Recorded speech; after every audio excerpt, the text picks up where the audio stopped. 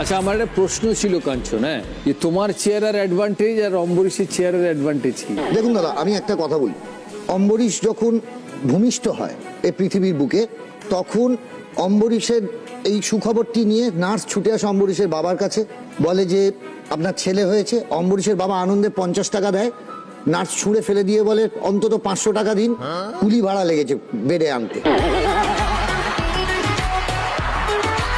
কাঞ্চনদারও একই ঘটনা ঘটেছিল। কাঞ্চনদার বাবাও নার্সকে 50 টাকা দিতে গেছিল, নার্স ফেরত দিয়ে দিল, বললো টাকা দিচ্ছেন কেন, কি এমন হয়েছে? তারপর নার্স ওর বাবাকে একটা আতশ কাঁচ দিল, ম্যাগনিফাইং গ্লাস, যে খুঁজে পাওয়া যাচ্ছে না বেডে, গিয়ে দেখে আসুন চোখ দিয়ে।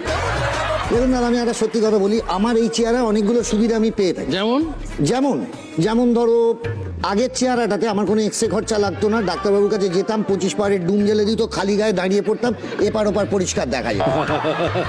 তোমার তো 8 লেয়ার চর্বি আছে। কোথাও হোটেলে গেলে আমাকে ডাবল বেড খাট দেওয়া হয়, তোমাকে তো 12 জনের সাথে শেয়ার করতে হয়। শোনো ভাই, আবার একটা কথা বলি ভাই, টুথপিকের মতো পড়ে থাকে এখন। শোনো ভাই, ভিড় বাস, দাঁড়া, ওকে আমি বলছি, ভিড় বাস, অফিস টাইম, ঝুলন্ত অবস্থা, উঠতে পারবে? পারবে না, এদিক গলাতে যাবে আটকাবে, এদিক গলাতে যাবে আটকাবে, বাস ছেড়ে দেবে। আর আমি জাস্ট রড ধরে ঝুলবো, পাদা নিতে পাদো, দেখি দাঁড়ো বলে হোড়কে ভেতরে ঢুকে যাবো, অসুবিধা হবে।